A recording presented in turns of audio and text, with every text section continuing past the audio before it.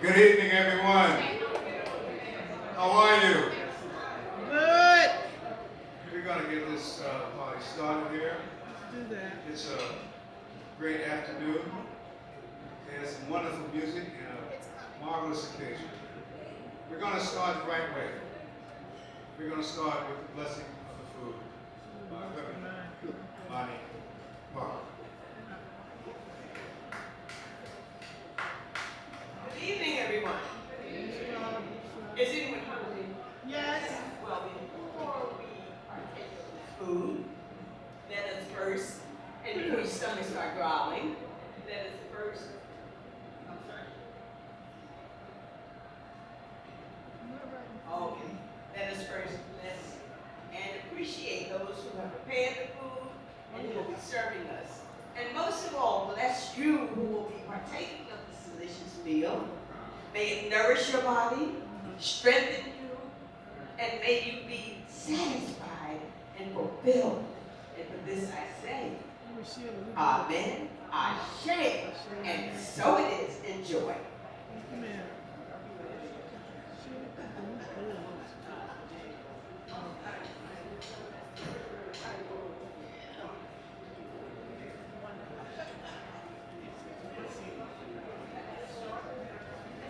Now, for your listening pleasure, we have some of the greatest New York City and worldwide musicians that will perform for you in a moment, and that moment is here. I'm going to introduce them, and then they're going to blast off.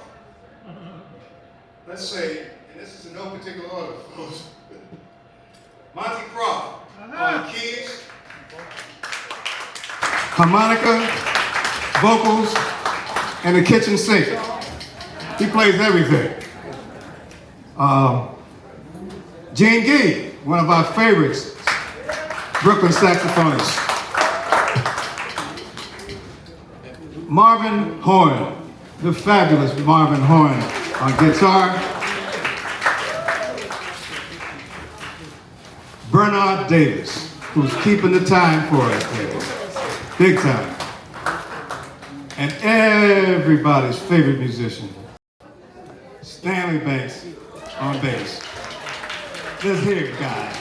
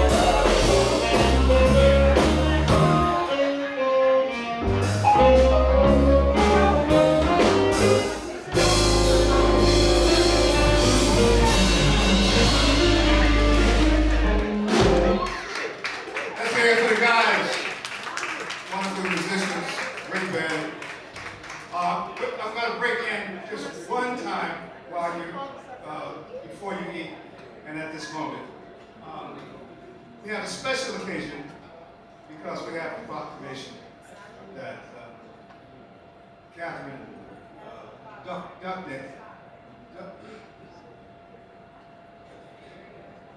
Catherine Duckney is going to present a proclamation from the Borough President of Brooklyn.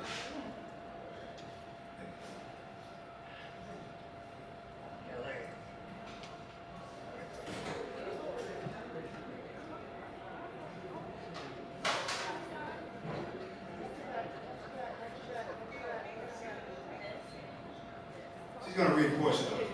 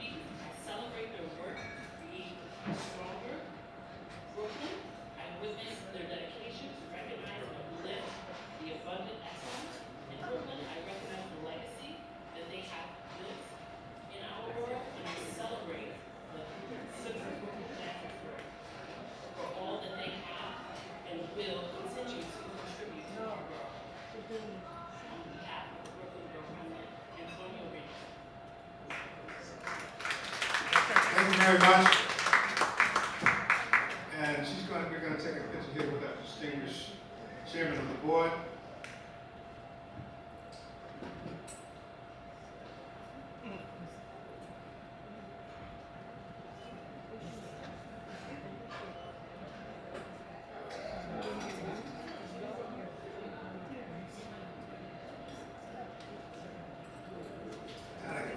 Tight quarters up there.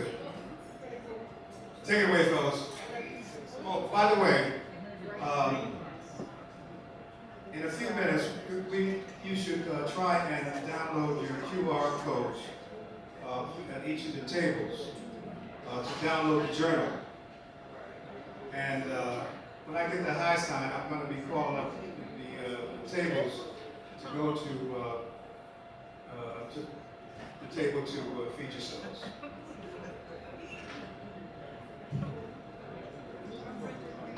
Ready to go.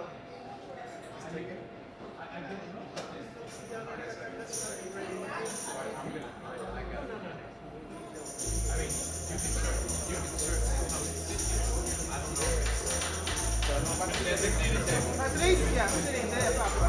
There's somebody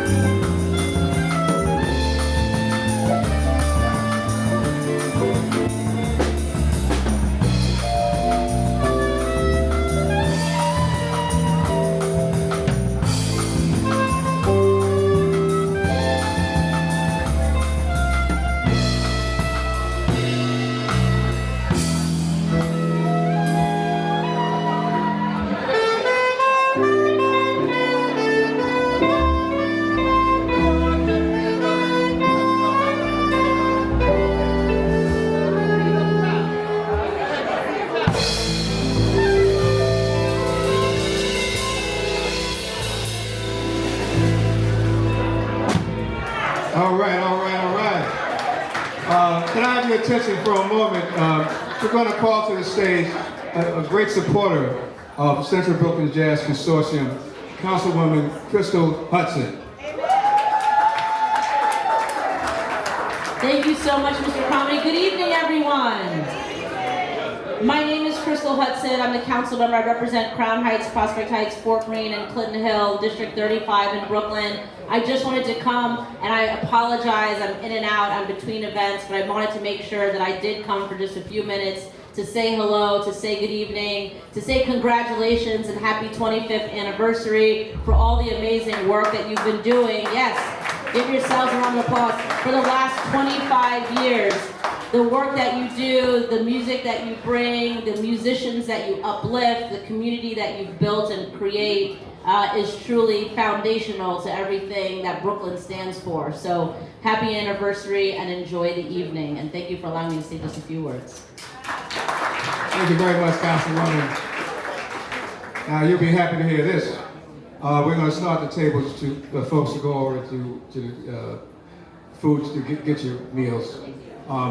Let's take this table here. It shouldn't be more than 8 people at a time. And a table back there, okay, and one here, and that'll do it. Then let them get online. We don't want more than 8 people on at a time.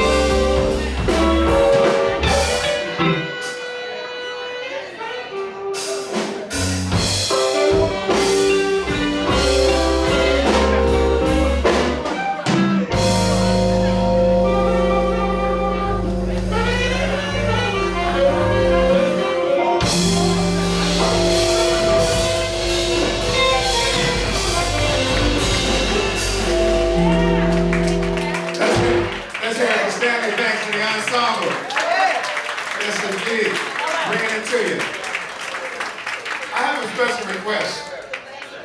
I'm walking around here like a chicken with his head cut off because I can't find my glasses. I took them off to take a picture, and I don't know where to go. She finds everything.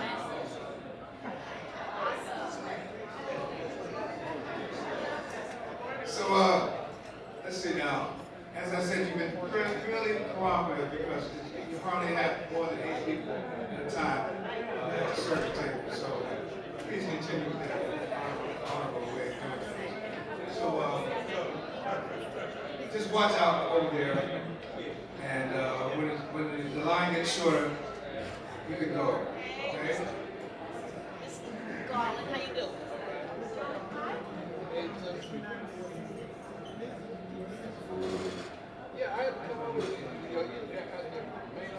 Have you looked at the QR codes on your tables? Try and look at the QR codes on your tables to see the journal. We put a lot of work in creating that journal, and we really would like you to see it.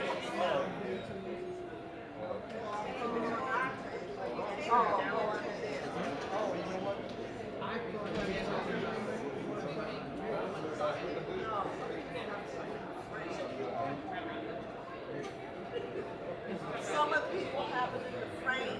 Oh, in the frame. Yes. Yes. I got mine.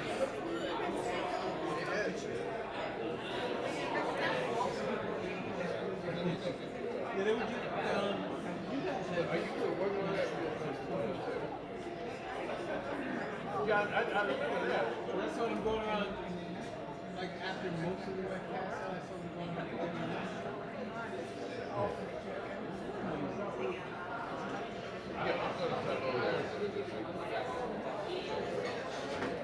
Okay, here we go.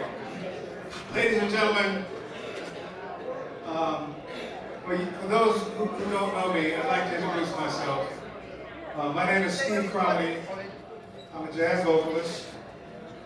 I've been a long-time member of CBJC, I don't know, 10 years or so. And you know, it's a wonderful organization. The goal of this organization primarily is to preserve, promote, and present this music we call jazz. Now, you know, as a culture, we've got a lot in common here. And all of us love this music, some more than others, but this music is infectious. Not all of our family, friends, or neighbors are jazz lovers. However, if you get touched by this music, it's got you. And no matter what happens, no matter what the trends may be, this music will be part of you. Do I get an amen on that? Amen. All right. So we thank you for being here tonight. You know, and the other thing is that I may be a jazz vocalist, but you're all jazz vocalists in a way. Because don't you all sing Blues Move for Love? Huh? Yes, sir. And the other thing is that, you know, we all have a part in this music. Our contributions may be small, but there is a part that you play. You being here tonight, your being here tonight is part of that contribution. And we thank you, we applaud you for that. Can you give yourselves a round of applause? Thank you. Okay, so the band's gonna come back, they're gonna do one more for us, and then we're gonna start our formal program.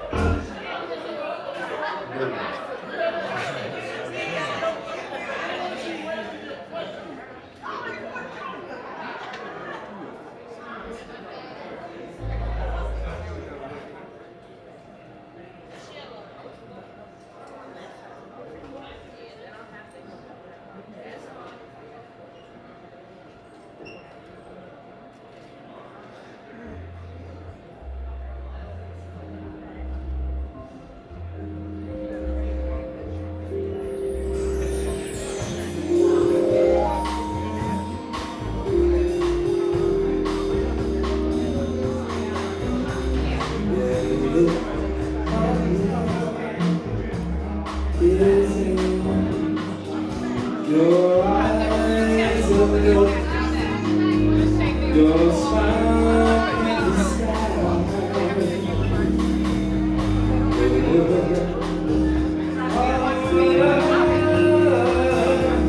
Singing so much more than words could ever say. And what my heart has heard with it takes my breath away. I can't hold around you. I know that I've waited just for love. Now that I can find you,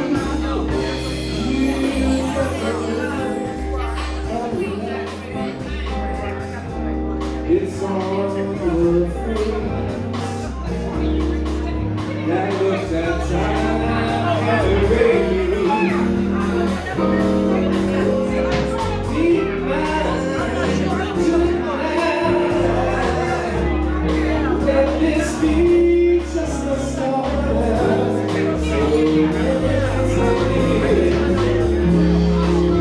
Let's make our lovers vow. Sitting here thinking,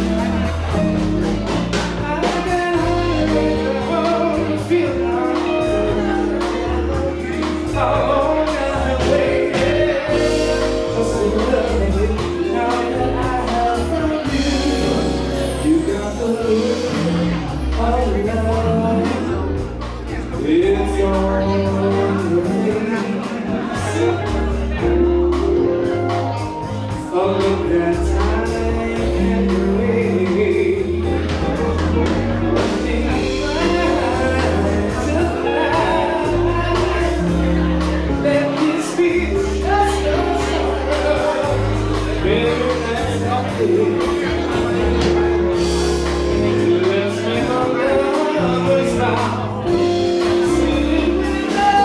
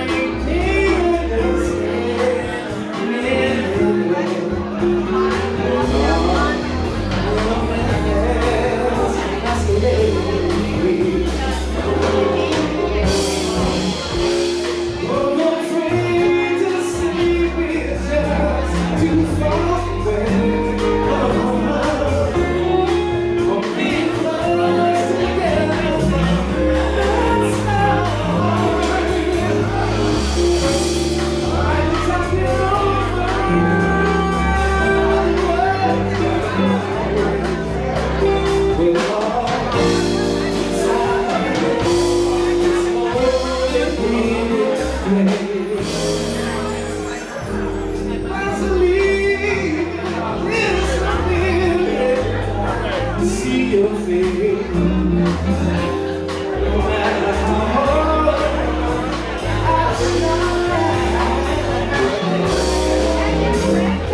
when the strength of sunrise that we is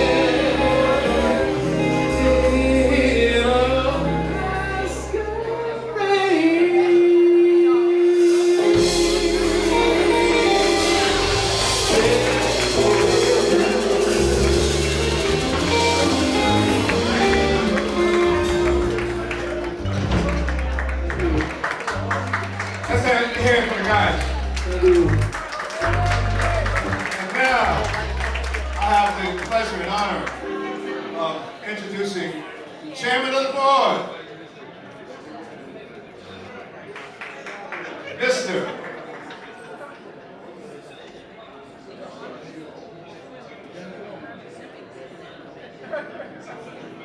Mr.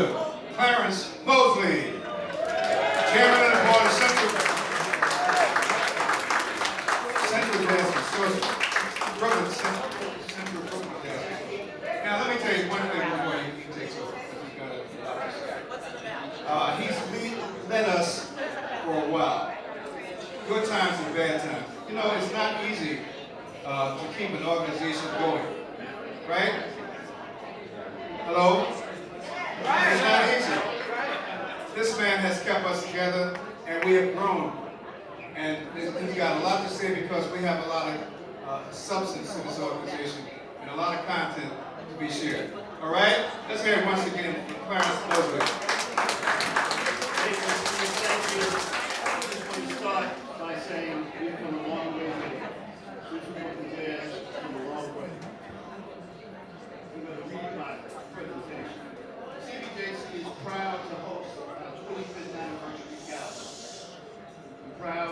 chairman of CBJC, and fortunate to stand on the shoulders of those visionaries who had a courageous idea in 1999 to start an organization that uplifts the community and recognizes artists, venues, and communities that have enriched our culture. The mission statement is the foundation of serving in the community. Central Brooklyn Jazz Consortium's purpose is to educate, disseminate, and preserve the historical and cultural significance of jazz to all ethnic members. The consortium creates musical forums to serve its objective and provide direct services to the community. Today, we thank and honor three dynamic women. Troy McCartney,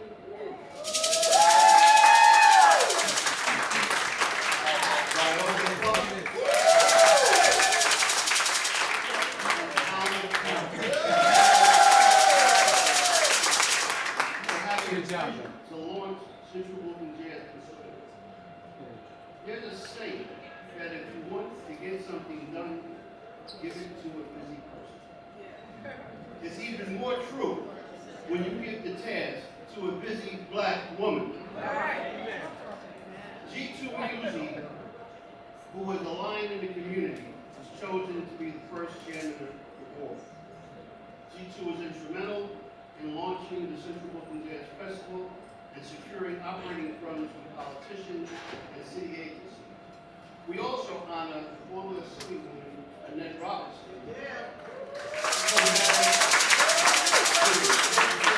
Supporter of CBJC. Central Brooklyn Jazz has been blessed to have inducted musical giants like Max Roach, Randy Weston, Betty Carter, and many more into the Brooklyn Jazz Hall of Fame. Changes have occurred that have impacted our direction. When we had the pandemic, we had to change what we did. We had to have all virtual presentation. And we also had to make sure that we provided direct services to the community. That's what the funding required.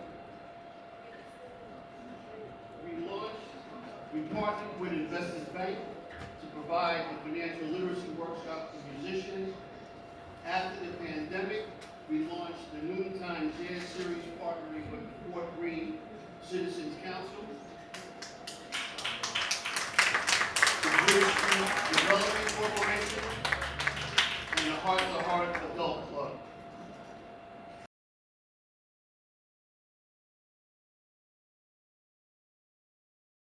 Launched Sunday with Bob and Neil, Chief Neil Clark and friends. And you have the folder. We have Benito Gonzalez, Buyu, and the Caribbean All-Stars that will be for the month of June. These programs are in addition to our current programs, the Jazz Women of Courage and the Brooklyn Jazz Hall of Fame. Also in the fall, we will be launching the G2E Youth Music Institute to provide musical lessons and theory to youngsters to continue with this goal. Central Brooklyn Jazz Consortium is a 501c3 nonprofit organization which supports artists and venues that comprise a critical part of the economic engine in this community. I am proud to be working with an enthusiastic board of directors and staff who fully embrace CBJC's grand vision. Together, we aim to ensure CBJC's continually growing impact. We deeply appreciate your support and participation. Thank you, thank you, thank you for your continued support, and thank you for coming out tonight. Really appreciate it. Thank you.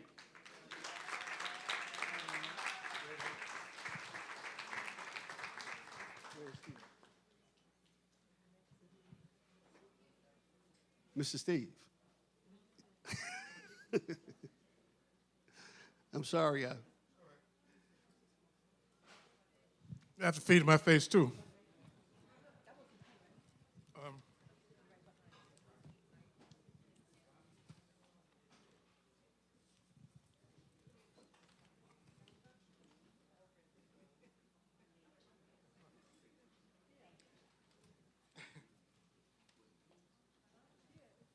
Don't sit down, Bessie. I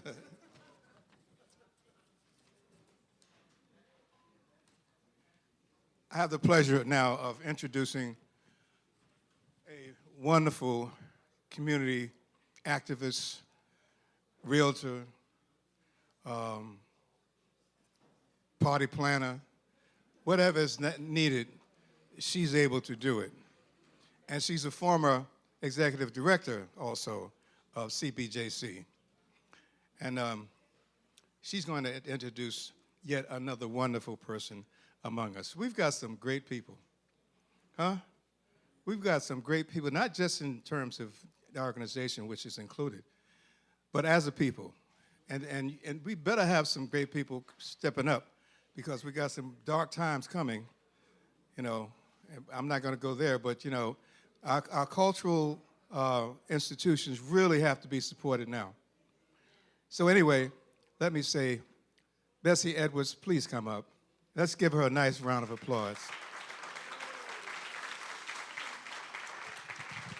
As they say on TV, thank you, Steve. Good evening, everyone. This is a momentous occasion. This place is filled with us, and it's owned by us, and it's a good feeling to be among us.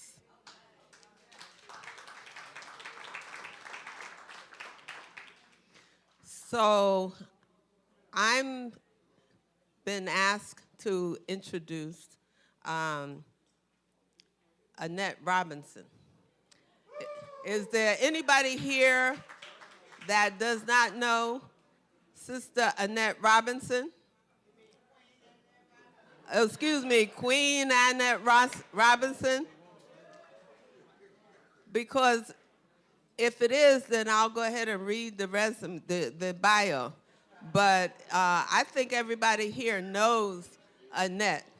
And a few days ago, I spoke with her, and we were talking about the places that we used to go as we were growing up in Bed-Stuy.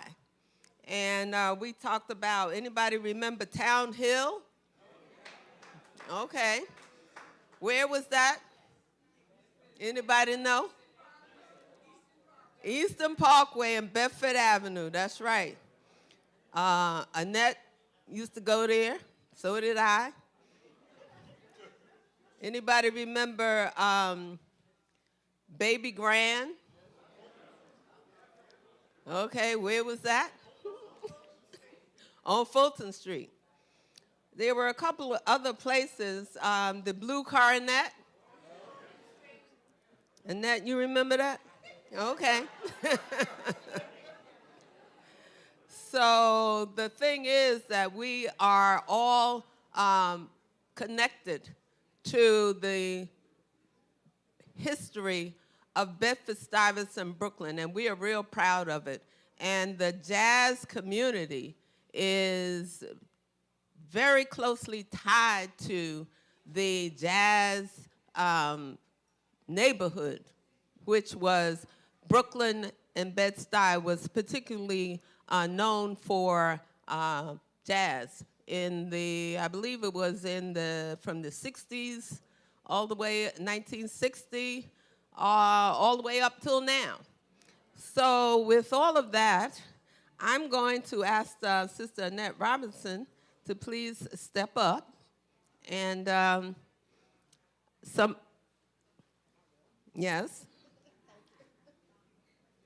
And I want everybody to, if you're able to stand up and give her the credit that is due her for being such an outstanding and active, proactive person for Brooklyn.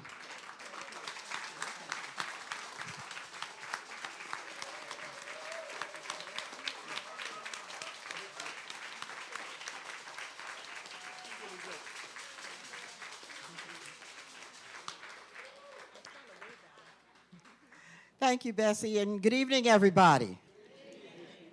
Thank you. I want to say thank you so very much to the Central Brooklyn Jazz Consortium for this acknowledgement. When G2 first told me about it, I was excited. And I want to acknowledge his family that's here, all the families that are here, his family that's here, Viola Plummer's family is here as well as the family of McCartney. It's just so, and also, is there any representative here on behalf of Miss Alma Carroll? All three of the, okay, hi, how are you over there? All three of those women I've worked with through our community. Every one of those women. And I remember when Alma Carroll came out, she said, Scooby-Doo? Or something like that, if that's not the correct one, but she and Joe Carroll, they were out promoting jazz. And McCartney, I remember many, many years ago, and I have to share this story, over in Atlantic Plaza, is that right? Atlantic Plaza, she had a pool party for me over there when I was running for office. That was so many years ago. That's when Atlantic Towers had a pool. When they had a pool, we had a pool party over there. I was running for office. I never did forget that. And then to see the evolution of what took place in terms of her career and all of that, phenomenal. And of course, Viola Plummer, my goodness. Viola Plummer and the Sisters Place, where I've had the opportunity to go on many occasions. And she was so welcoming to people that I asked her to present in that space. We're talking about John Carlos, the Olympian. We're also talking about Bobby Seale, thank you, Bobby Seale, from the Black Panthers. So those are persons that I presented to her in the organization, and they opened their arms to be able to receive them. So I was so thankful for that. And so, as I said, I've worked with all of these women. Not only did we do that, but we also did some legislative work in Albany to support Sisters Place as well. And so with a beautiful, beautiful proclamation, Sisters Place as a landmark. So those are the kinds of things that have gone forward. And so I'm very pleased to say thank you, thank you, thank you to all of you. I mean, you know, we've become such a group of folks that we all go to the same places and we enjoy the same company. You know, when you go to a birthday party of a long-time member of the community, you end up seeing everybody that you know. It's like going to Cheers. Everybody in there knows your name, that kind of thing. And so we celebrate 25 years of the Central Brooklyn Jazz Consortium tonight and all the wonderful programs that they produce. I try to go to many of them as I can, whether it's at Fort Greene or whether it's at in the community. Wherever they have a program, I try to show up because I enjoy the arts. My family put me into the arts program when I was about 5 or 6. I started dancing. I used to dance. Ballet, tap dancing, interpretive dancing. In fact, I went to the school of Catherine Dunham for dance. And thought at one time I was going to go trace north to Europe to dance. My mother says, no, you will not be going. You know that kind of thing. So anyway, I enjoyed dance, ballet, auditioned for Star Time. Do you remember Star Time? Yes. But I was too dark, okay? They already had a little black girl there. It was for Star Time, but I was not in. I feel that way too. My grandmother had outfitted me in my little tutu and my pink toe slippers and everything. There used to be a store down on Utica Avenue called Capicio's. Right down there on Utica Avenue where my grandmother got my stuff together so that I could participate. So just want you to know the arts is where we are, and we are the arts because we are the people that have created the arts. So therefore we must make sure that we continue to participate and lift up the arts. And these beautiful entertainers, not only entertainers, but they're the creators of music. Our people have always created music. And so we have to be so grateful every time we have the opportunity to come together to celebrate. So again, I just want to say thank you to the Central Brooklyn Jazz Consortium for this acknowledgement this evening. Thank all of those that have come out to celebrate with me. And God bless you all. And to all of the honorees, good blessings to each and every one of you and to your families, because you have lent us some beautiful folks to serve us in our communities. Thank you so much.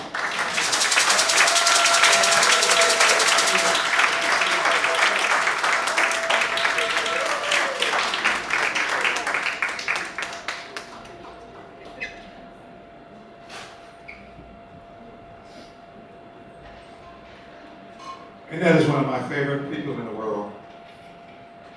I lived in Bed-Stuy my first 18 years on Jefferson and Tompkins. And I've got a soft touch for Bed-Stuy. Every time I come through, I live in Fort Greene now, 50 over. Bed-Stuy, really where my heart is.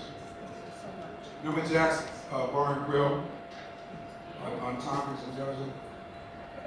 Well, that goes back a long way. Because I used to, I grew up right above it. So this, back in that day, jazz was on the jukebox. And I used to hear this, Nina Simone, I used to hear Coltrane, Miles. I didn't know who they were, I was a baby. But through the years I found out. And that's how this music touched me. And it's part of me.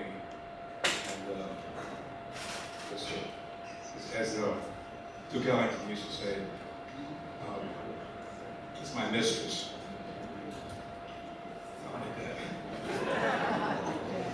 So where are we now?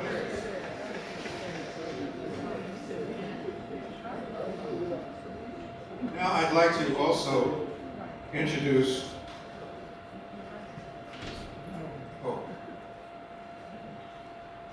a long-time original member of CBJC and the husband of one of the founders that was mentioned before, Mr. Mike Howard.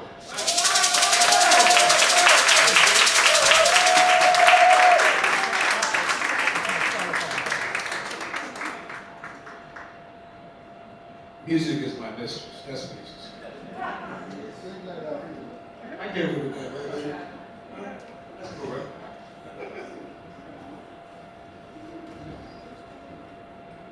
Michael. G2.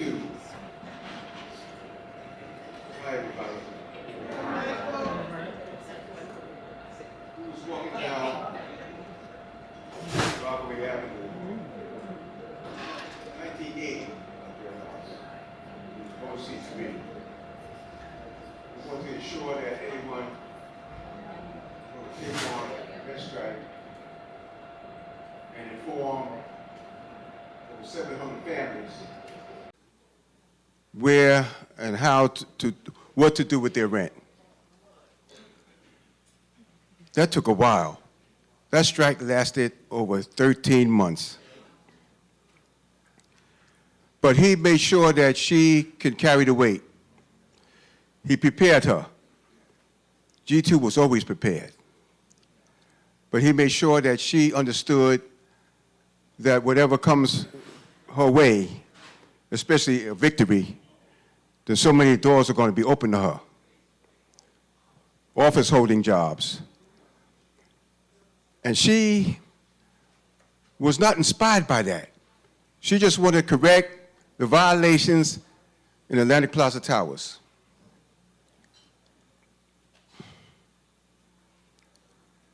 Wow. It was a lot to go through, but she got help. Help came in the form of Shirley Chisholm. She sent her ace financial consultant, Bill Howard, to take hold of the escrow account and inform most of those tenants that your money will be watched, it'll be secured. He had to do a lot of convincing, but he did that. And the strike was won, but look how long it took. I mean, it was only, by the time Bill got there, it was only halfway through in terms of tenant participation. But we won. Oh, y'all didn't go to the party. Oh. Paul Wooten, an attorney out of Bed-Stuy, Supreme Court decision ruled on the case. And Paul Wooten took it to the Supreme Court and read the complaint before Thurgood Marshall. These things that went along with Therese and in her career, she didn't want to engage in the arts. She wanted to organize. It didn't matter what. But she ended up doing musicians. She ended up doing whatever's left to do. She stayed in the Atlantic Towers, and she began commercializing with the businesses up and down Rockaway Avenue, Atlantic Avenue, Fulton Street. She carried a lot of weight in the community behind the rent strike. But then there came a time where she wanted to sing. And no one knew that was going to happen.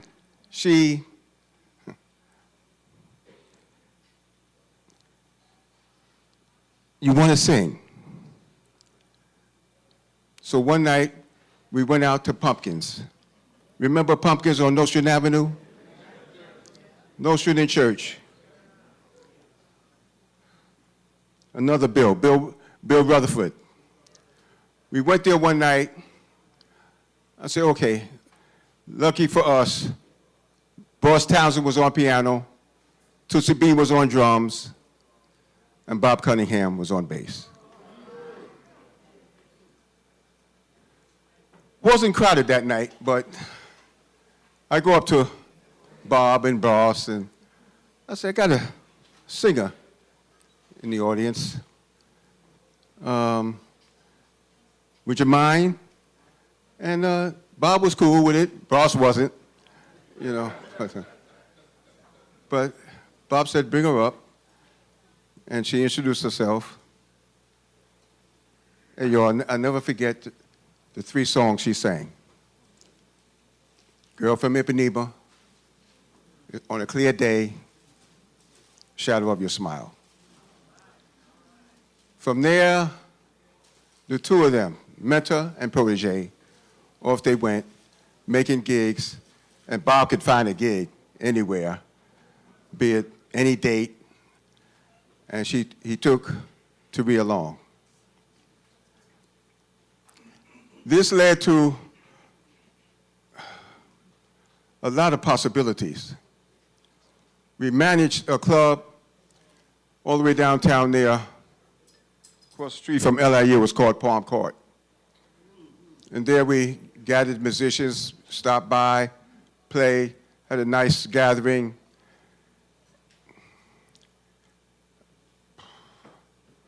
Won't take me long.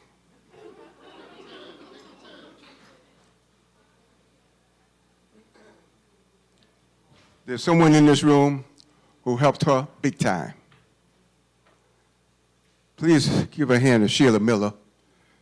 She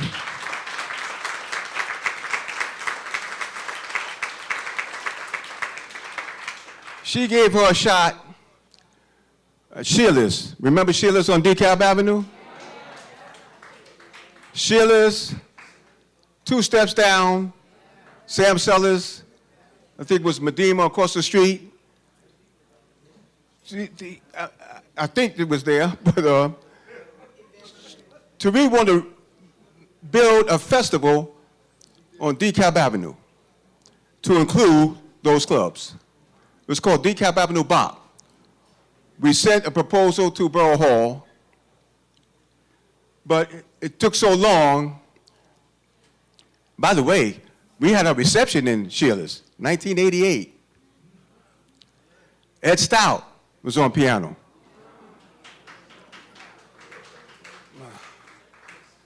But as we waited for DeKalb Avenue Bop to materialize, enter Sam Penn.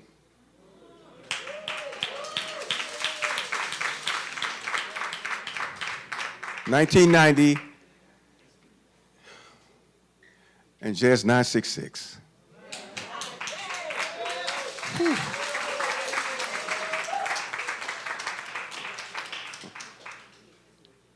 You know, we started on the 3rd floor. I don't know if anybody ever got to the 3rd floor. You had to take the elevator. But when it broke, we ended up on the main floor. But I remember the 3rd floor had the music going out the window.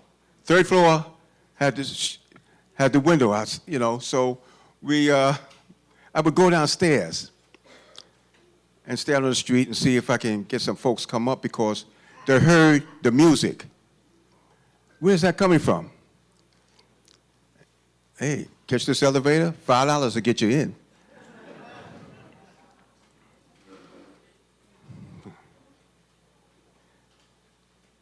Kiani Zawadi, Bill Saxton. Oh, the visitors, the company we had in the audience. Sophia Bandelli and Betty Shabazz. That third floor was filled, but because we had to get out of there. And again, we didn't stay long. Sam opted to get rid of me and Tari. You don't get mad at Sam Penn. We were gone. But there to pick us up was Medgar Evers, Dr. Mary Umalu. Mary Umalu and Dr. Edison O. Jackson, they welcomed us to Medgar Evers. And we picked up where Richard Green left off. Because Mary wanted jazz, and we gave it to her. We had everybody from Bill Doggett, Billy Harper, outside on the plaza. And that lasted, gee, y'all know, y'all been there. I can't remember how many years, 16 years, 20 years? Yeah. Well, that's when me and you took over, but I think we started in 96, 97. And of course, me and, you know,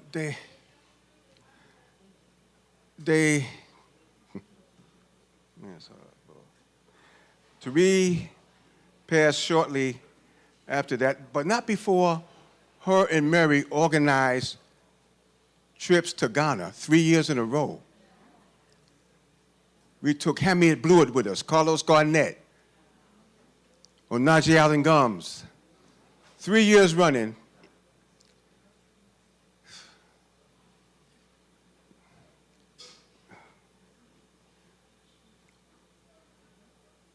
But even before that,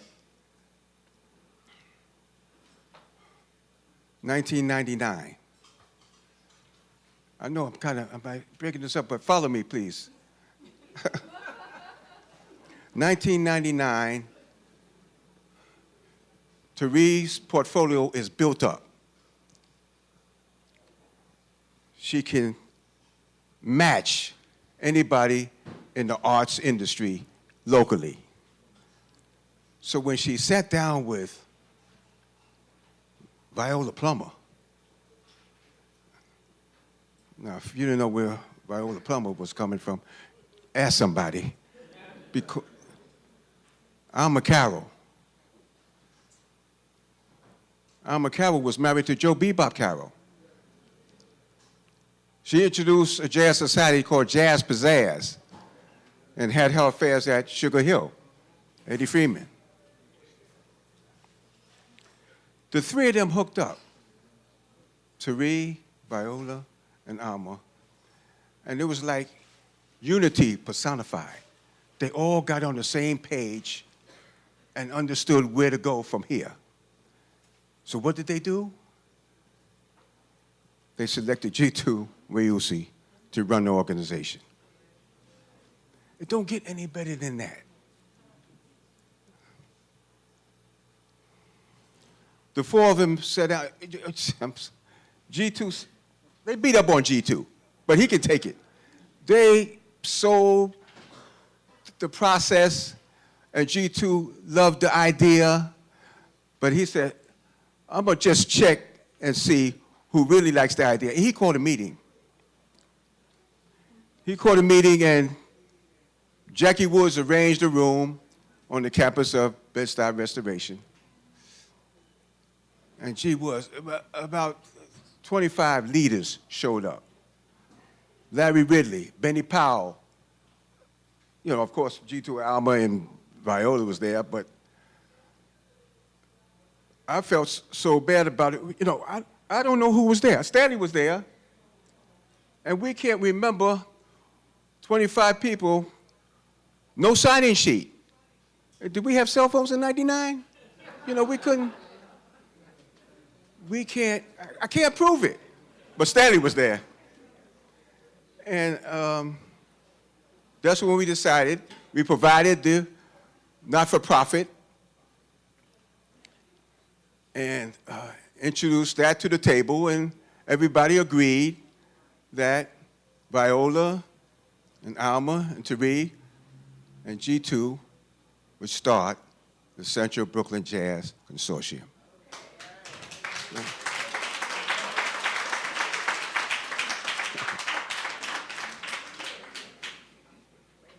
You know, I got to tell you, a little sidebar. The G2 could call a meeting.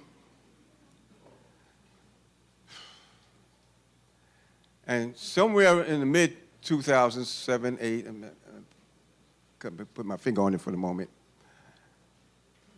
there was an opportunity to go to South Africa. And there was a member from, I can't get with the names, but a fellow named Charles and Benny. I wish Bob Meyer was here. Charles and Benny, the brother from Dinkins City Hall office. You remember who that was? Huh? No, not Bill Lynch. Not Bill Lynch. It's a brother from South Africa. Wait. But anyway, they met. Yeah, they met. So they introduced this Jazz African Heritage, to the South Africans. The what's the thing on 51st Street? The South African Council came, and they met at Sheridan Center, downtown Brooklyn. And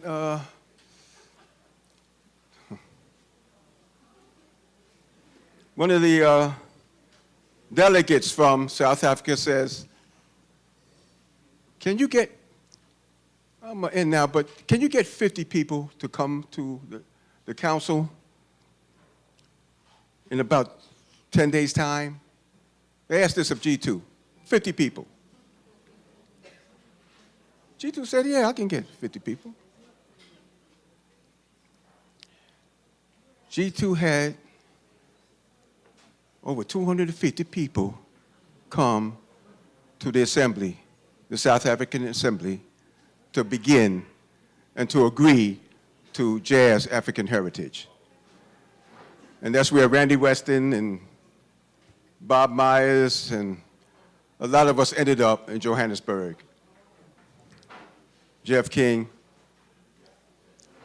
G2 and his family is here. And, hey, his office was right around the corner from me, 1958 Fulton Street. I love going there. He turned it into a museum.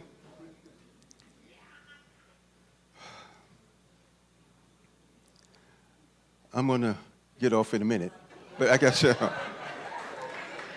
pass me, I got something under the table. I'm going to give, it represents 25 years, and I'm sure G2 and Alma and Viola, we want you to have this, Clarence, because you just finished off 25 years. And I thank you for that, man.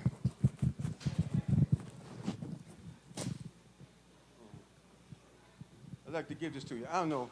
Mobali, you want to read it, man? Would you mind? Here.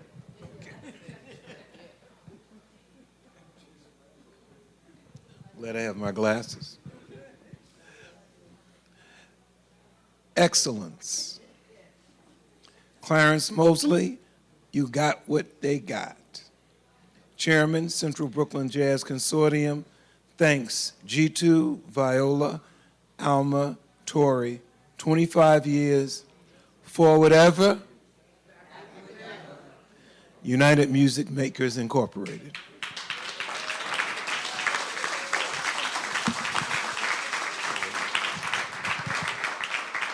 Thank you. I just want to say one quick thing. I really appreciate this, Mike. I became the chairman. It was kind of like a left-handed situation. I was at an event where G2 was the campaign manager for Charles Barron. And I just happened to be at that event. And G2 asked me to consider being the chairman. I said, G2, I mean, I don't know if I could do that. You know, I have a pretty high-pressure job, and I don't know if I could really do that. He said, I really want you to consider being the chairman. A week later, I get a call from Bob Myers. Congratulations. Congratulations, we elected you to the chairman of the board. G2 said he wanted you, and that was it. So I really feel blessed because we have gone through a lot of challenges. And anytime you have a not-for-profit, particularly with all of these financial situations, usually when you have somebody that's a visionary that passes away, the organization dies. We didn't die because we had a lot of people that supported this organization, and many of them here today, and I will recognize them later. So I just want to thank you, Mike, for this wonderful tribute. Thank you very much.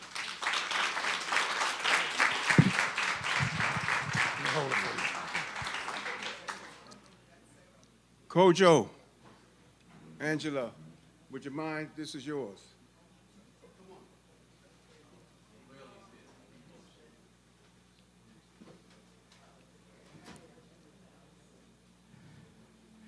Angela is the wife, was the wife of G2YOC.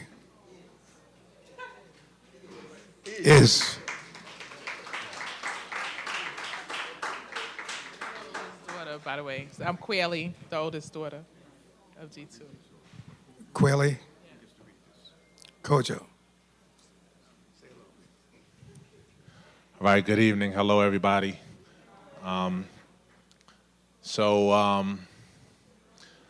You know, this is an honor to receive this on behalf of the family, for my father.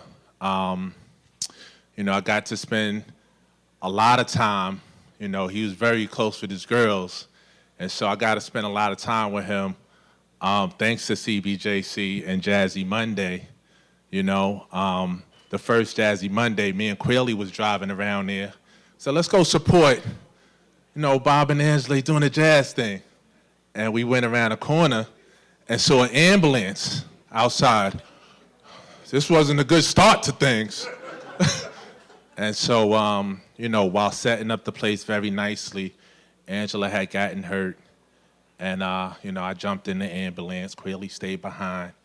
And, you know, she came and helped out there. And so, you know, we was helping out in the beginning days. Of course, CBJC had the festival. You know, jazz was happening all over Central Brooklyn.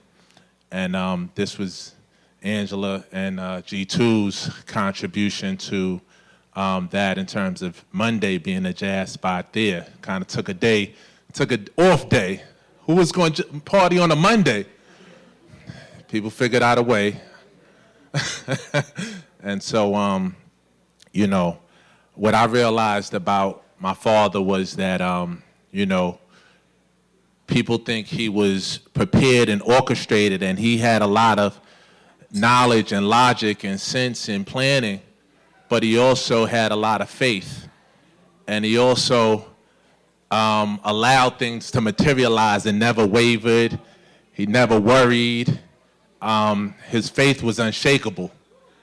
And like when you think about jazz music, it ain't always planned and orchestrated. You know, you got an idea and a direction, but things happen, you know? And so he knew how to improv with the best of them in terms of creating and bringing things to life. And that's why we see the organizational products that he had. And I learned that watching him.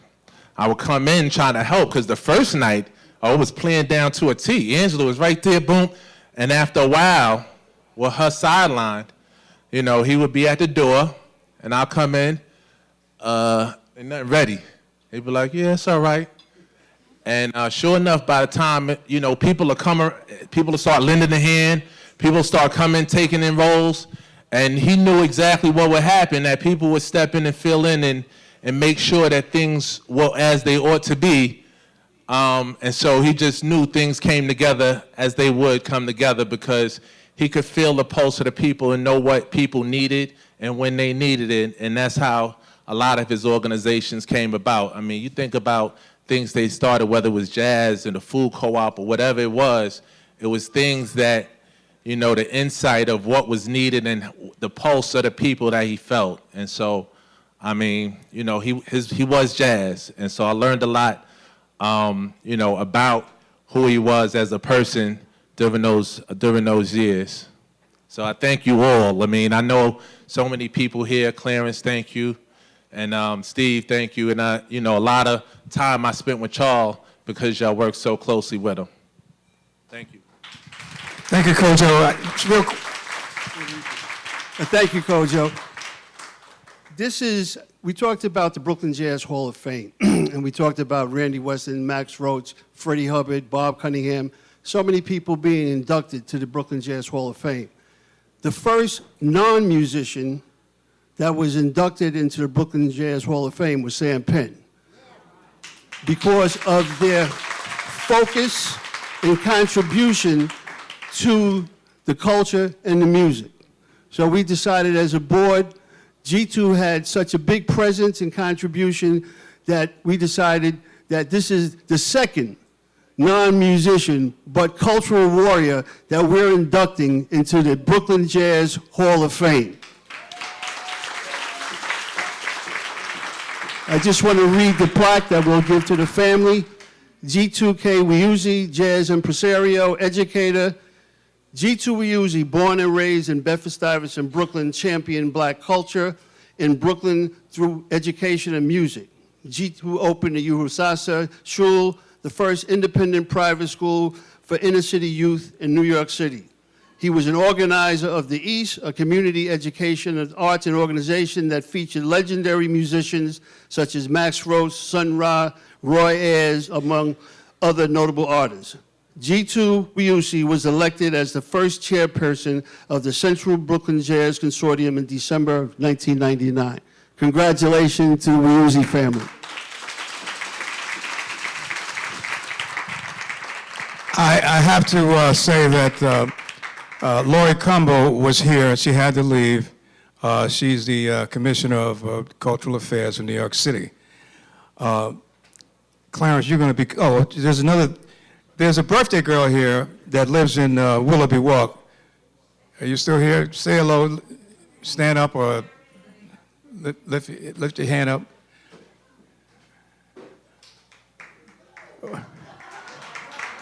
Happy birthday, happy birthday. So we try to take care of everybody if we can. But you know, I gotta say that sometimes the sharing is a little long. However, it's necessary because Ms. McCartney and the founders of this organization, as well as certainly G2 Wiuzi, they deserve our extra attention.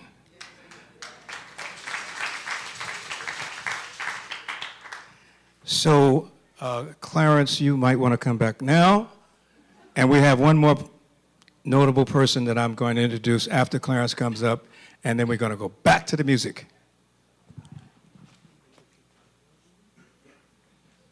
Okay, as I said earlier, I'm fortunate to really work with some wonderful people. And in any organization, you have to have great people working with you.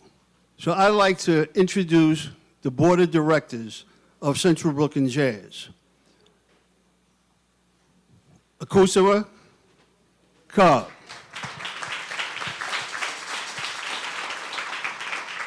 Bonda Cunningham, who is the chair of the Gala committee and did a great job. Come on up. Come on up. Where's Akusara? Come on up. Come on up. Tamara Clement. Come on up, come on up.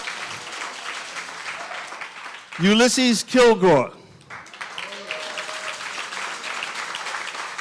William Durant. Where's William? Drake Coley. Come on up, Drake. And unfortunately, Bob Myers couldn't make it from Arizona. And Bob is really an integral part of this organization from a historical perspective and really the energy that he provides to the organization. This is the board. In addition to the board, we have a staff that helps us run this organization. I would like to bring up Charles Dougherty, who is our executive director. Yeah. And a fine musician, Thomas Fisher, who is the director, who is a board advisor and grant writer. Steve Cromedy, who is our community liaison officer.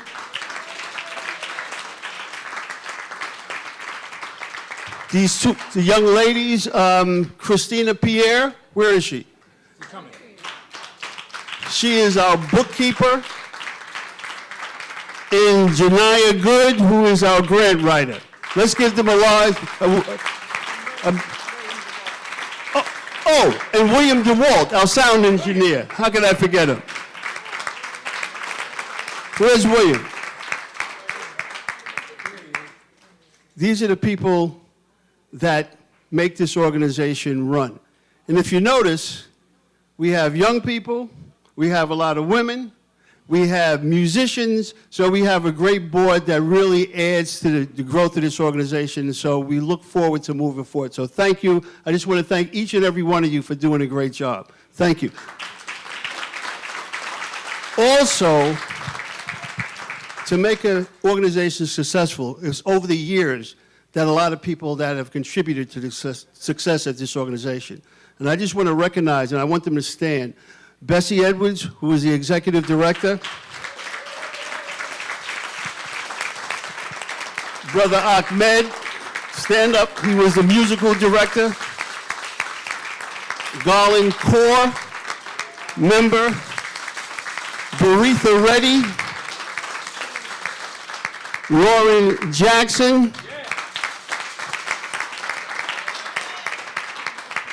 Did I miss anyone? These were all the folks that, I can't forget. There are some people that are no longer with us that really helped this organization. So I want to give a shout out to Jeff King.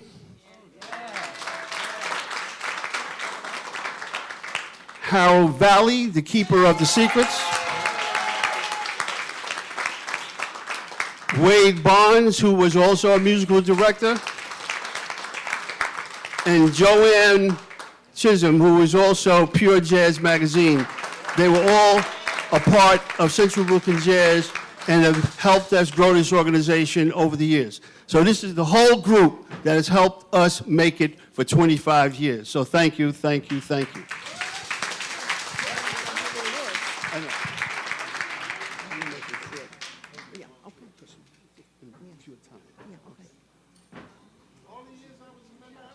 Oh, and Stanley Banks, you was in the background.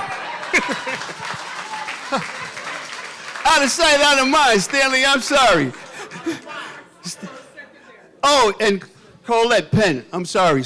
Well, yeah, I can't remember everything, but you got to remind me. Colette was the first secretary, and Stanley was one of our musical directors and one of my nemesises that really kept me on point. Thanks, Stanley.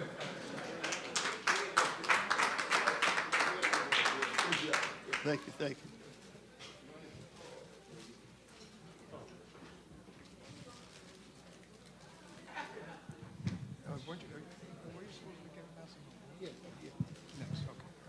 All right, I'm gonna, well, don't even go. Come back, Mr. Chairman. Now he's going to give out the awards for tonight. And as I said before, we have one more person to introduce you to before we bring you back with the music. Okay, as we talked about the founders, I'd like to bring up Skip. Skip, are you here? One of the founders is Alma Carroll. I'm not going to read the whole thing. It's in the journal. But the first time I met Alma, come on up, Skip. The first time I met Alma, G2 invited me to Bed-Stuy Restoration to a meeting. I had given them a significant contribution, and I wasn't even on the board at that time. So I was sitting next to Alma Carroll. She looked at me and said, "Who is this guy?" And so I said, "I'm Clarence Mosey." She said, "Okay." She pulled out 5 CDs of Joe Carroll. And she said, "Hey, you got to buy these CDs." I said, "Right now?" So I still have them. I have all Joe Carroll's CDs that Alma Carroll made me buy. And I remember going to board members at Alma's Kitchen on Pulaski Street, and that was really the first office of Central Brooklyn Jazz. So Alma Carroll's impact on Central Brooklyn Jazz was profound. A fierce advocate of both seniors and youth, she led countless civic and cultural organizations. She served as the president of the Bedford-Stuyvesant Interagency Council on the Aging, succeeded Haiti Carthen as president of the Magnolia Tree Earth Center, and followed Elmira Corsi at the helm of the Tompkins Park Recreational and Cultural Association. Home to the historic U.B. Blake Theater in 1967, she founded the Pulaski Street Nostrand Avenue Block Association and served as its longtime president. Her civic leadership extended to roles such as president of the 79th Precinct, Community Council, founder of Friends of the Marcy Library, and member of the Sumner Armory Council Model Cities Planning Committee, which helped bring the Woodhull Hospital to the community, and the Central Brooklyn Coordinating Council. In 1999, Alma brought her lifelong passion for culture and community full circle by co-founding Central Brooklyn Jazz Consortium. Alma Carroll inspired a movement that celebrates more than music. It uplifts the memory of the legacy and enduring power of the community. So we would like to recognize Ms. Carroll with a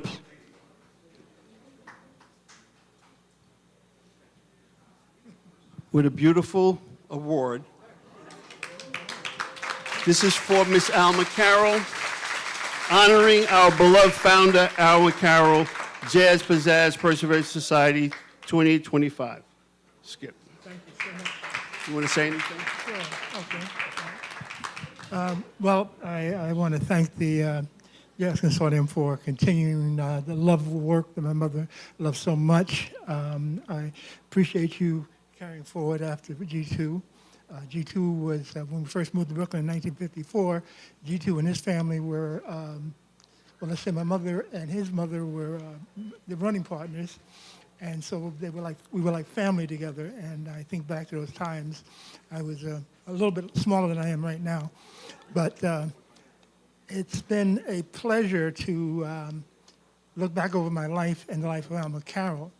And you know, you're not going to let me speak a whole lot, so let me say something that two important things really quick.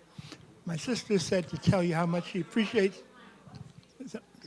My sister said she wanted me to make you know how she's living in Texas with her family, and she wanted to thank you all for honoring my mother in this way. And for my mother, I have to say that Joe Bebop Carroll was the love of her life. All right, and she was his, and I know she would want everybody to know that. So I thank you all for this honor. I thank you for carrying forth her great love, this organization, and it's been a pleasure to be her son and be raised by her. If I didn't know her, I would think what a wonderful person she is. Thank you. Thank you, Skip. Who's next? The next person we're going to honor is Tori McCartney. I'll give it over to Michael Howard. Oh, I'll do it. Tori, I never had the opportunity to meet Tori. Okay, sorry. I never had the opportunity to meet Tori, but I heard so much about her through Mike and members of Central Brooklyn Jazz Consortium. So this is, let me see, I got her bio over here. Sorry. Hold this in there. Here it is. Okay. Tori McCartney A Voice for Justice, A Heart of Jazz, 1950 to 2002. Born in New York City in 1950, Tori McCartney was a dynamic force, an activist, vocalist, composer, and cultural architect whose work helped shape the sound and soul of Central Brooklyn. Her activism began with the bold rent strike in her Mitchell Lama building protesting non-functioning elevators. This grassroots action culminated in the landmark 1982 U.S. Supreme Court decision setting a precedent for tenants' rights. In 1983, Tori launched her music career, forming her own band and booking her first performance at Sheila's. Her rich blues-infused voice quickly became a staple in Brooklyn Jazz's scene. Collaborating with Dr. Sam Penn, she was instrumental in establishing Jazz 966, a venue that brought world-class jazz to Fulton Street. With her husband, Michael Howard, she established United Music Makers, Inc. and founded the Jazzy Jazz Concert series at Medgar Evers College, creating platforms for emerging established artists alike. Her international vision took her to Ghana, where she performed and collaborated with local musicians and officials to launch the inaugural W.E. Du Bois Pan-African Jazz Festival in 1999, bridging continents through music. In April 2002, Tori released her album, New York City Blues, a testament to her musical prowess and deep connection to the city and rich blues heritage. Tragically, she passed away in May of the same year, leaving behind a legacy of artistic excellence and unwavering community advocacy. Tori McCartney's life was a harmonious blend of activism and artistry. Her contributions continue to resonate, inspiring a future generation to pursue justice and celebrate culture through a universal language of music. Michael, accept the award for Tori.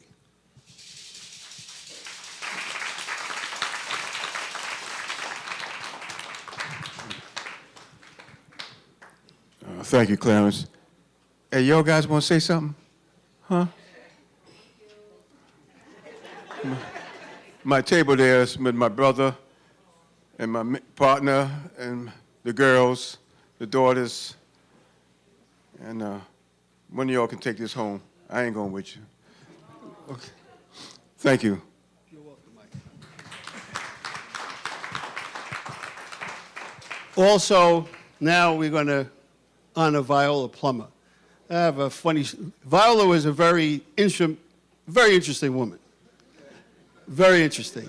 I had very nice conversations with Viola about various topics. But the one thing that was funny, we were inducting Alex Blake into the Brooklyn Jazz Hall of Fame. I grew up with Alex.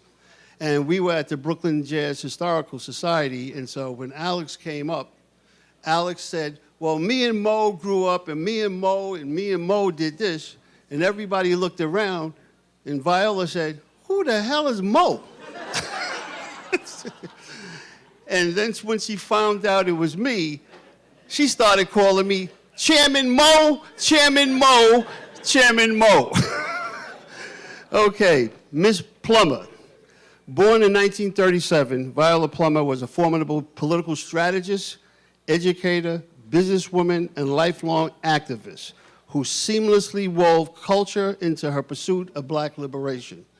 Her activism began early, joining the NAACP at 17, and spanned decades of unwavering commitment to justice.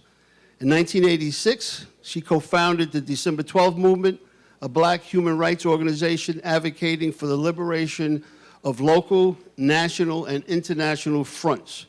As chairperson, she led initiatives addressing issues from police brutality to international sanctions, participating in global conferences, and representing African American interests in the United Nations. Understanding the power of culture as a tool for resistance, Plummer initiated the Jazz Comes to Fight Back series in Harlem, featuring emerging artists like Wynton Marsalis. Recognizing the need for a dedicated space, she established Sisters Place in Bedford-Stuyvesant in 1995. Under her leadership, it became a cultural hub, showcasing top-tier jazz performances and earning honorary landmark status from the New York State Legislature in 2015. In 1999, Viola co-founded the Central Brooklyn Jazz Consortium, further cementing her role in preserving and promoting jazz as a vital cultural expression. Viola's activism was not without challenges. In 1984, she was among the New York Eight, a group of activists arrested on federal charges in connection with her political work. Undeterred, she continued her work serving as chief of staff for council members Inez and Charles Barron, and remained a steadfast advocate for reparations, witnessing the signing of the New York State's reparation bill in 2023. Viola passed away in January 15, 2004, leaving behind a legacy of activism, cultural preservation, community empowerment. Her life works continue to inspire those committed to justice and the transformative powers of culture. Accepting the award for Viola is going to be her daughter, Carol Plummer, and Colette Penn.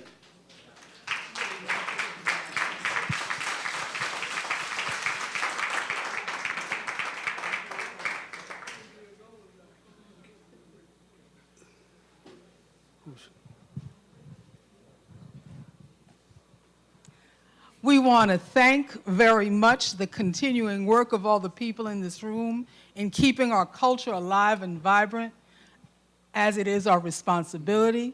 We want to thank Assemblywoman, always our Assemblywoman, Annette Robinson, for her dedication to keeping the music alive. And we want to remember former Deputy Borough President Jeanette Gadsden, who gave Central Brooklyn Jazz, I think, its first grant, as long as she was Deputy Borough President, and Deacon Leroy Applin of House of the Lord Church, who was indeed one of the founding members of the Central Brooklyn Jazz Consortium.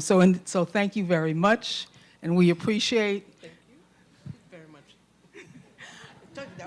We kept it short. No, thank you. Yeah, Viola will be missed. Well, she's not missed. She's always in our presence. She was a wonderful, wonderful activist, a wonderful person, and I'm just grateful that she had the vision with the two other beautiful black women to start this organization, and it's still thriving. So thank you. Exactly.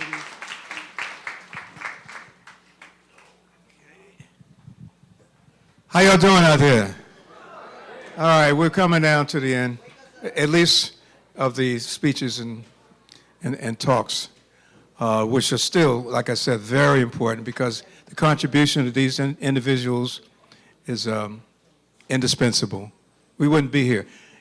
And are we one fortunate group to still be here tonight together? We woke up this morning, and we're still here 25 years, and we're looking for overtime. I know I am. I got my 80th birthday this year in October, so, you know. My last introduction is of our present executive director, a young man who is a saxophonist, a well-traveled musician that knows the industry and knows how to get things done. And Charles Doherty.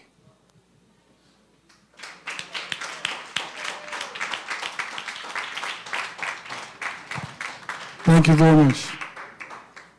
I'll be very brief. I'd like to thank the establishment. There is Kwame Clark, Ray DeJean, Stella Miller, or Sheila Miller, Miss Lauren Jackson for her videotape, and thanks again very much for giving me this very important role to be part of the Central Brooklyn Jazz Consortium. Have a very blessed rest of your night. The musicians should be coming on shortly.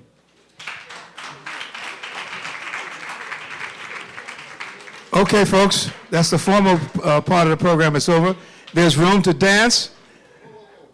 Yeah, dance, please. You know, and carry on. Stanley Banks. Hold on. Oh, here we go. I didn't get to say nothing. I was a long-time member of CBJC. And what I need all of y'all to do is give a big round of applause to all the folks tonight. Come on, y'all.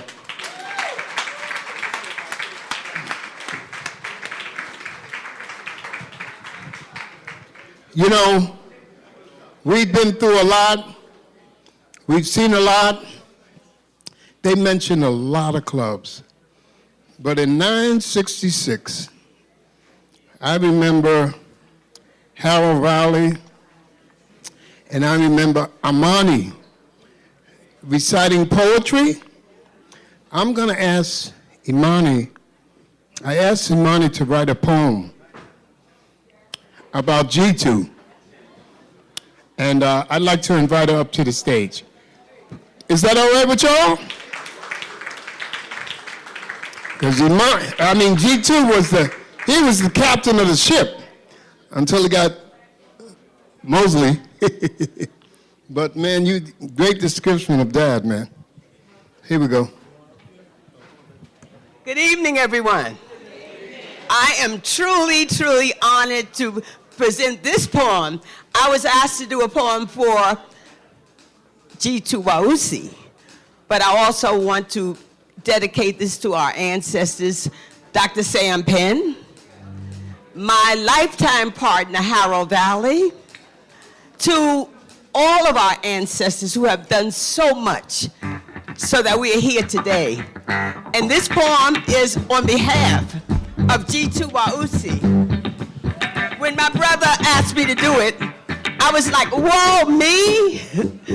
But I knew G2 back in the 60s, if you could, I know I don't look that old, I was a baby then. But in the 60s, G2 invited me and my group, the Black Vibrations, to perform at the East. And we performed with so many different artists. And then in the 90s, he asked me to perform at For My Suite. So I guess I'm still up to doing it. Now this is in dedication to Baba G2, Wausi, Les Campbell, Big Black. Baba G2, Wausi was his name. Les Campbell, Big Black, Baba G2, Wausi was his name. Leader, teacher, organizer, educator, liberator. Baba G2 Wausi was his name. We love him. We miss him. We need him. We need him. We need him now more than ever before. Baba G2 Wausi was his name. Man of courage, man of wisdom, man of strength. Baba G2 Wausi was his name. Father, husband, comrade, brother, creator of the East, For My Suite, Uhuru Sasa, African Arts Festival, Black United Front, Ocean Hill, Brownsville, Central Brooklyn Jazz Consortium 2, just to name a two. Baba G2 Wausi was his name. Baba G2 Wausi was his name. We love him. We love him. We miss him. We need him. We need him now more than ever before. Baba G2, Baba G2 was his name. Baba G2, Baba G2, Baba G2 was his name. Baba G2, Baba G2, Baba G2 was his name. Baba G2, Baba G2, Baba G2 was his name. Leader!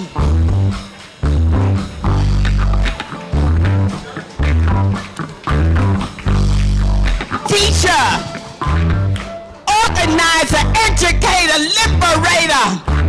Baba G2 Wausi was his name. Oh yes, we love him. We love him. We need him. We need him. We need him now more than ever before. Baba G2, Baba G2, Baba G2 was his name. Man of courage, man of wisdom, man of strength. Baba G2 Wausi is his name. I said her father, husband, comrade, brother, creator of the East. For my sweet Uhuru Sasa African Arts Festival, Black United Front, Ocean Hill, Brownsville, Afro-American Teachers Association, Central Brooklyn Jazz Consortium 2. Just to name a few. Baba G2, Wausi was his name. Baba G2, Baba G2, Baba G2 was his name. Baba G2, Baba G2, Baba G2 was his name. Baba G2, Baba G2, Baba G2 was his name.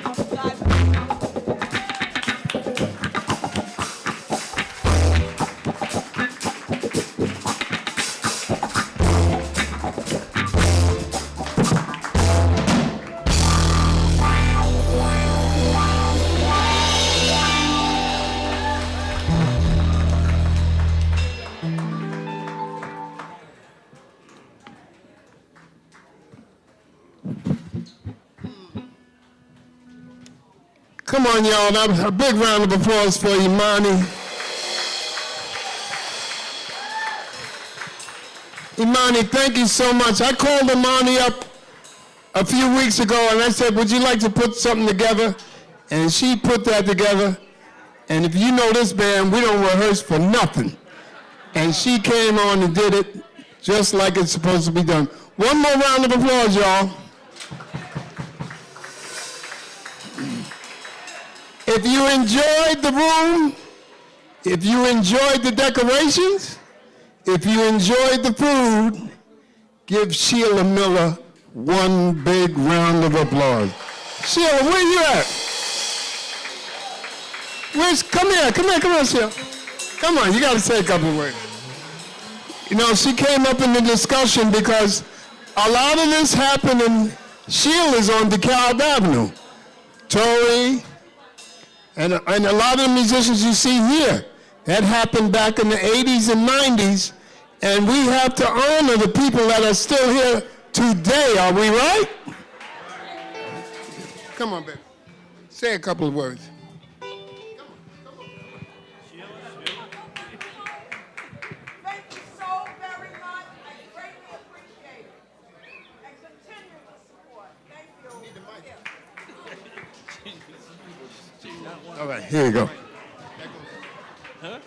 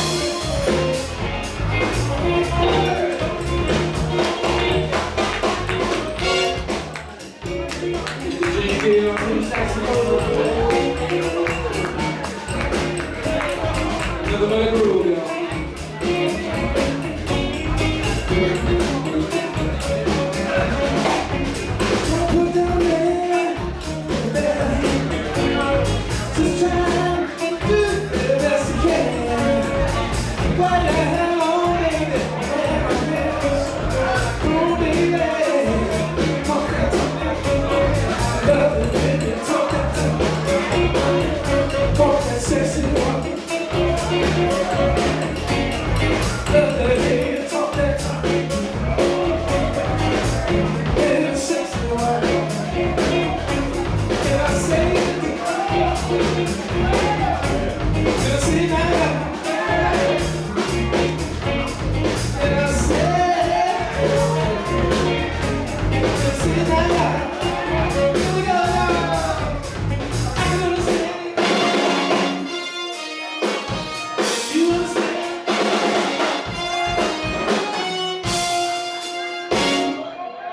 Baby, baby, baby.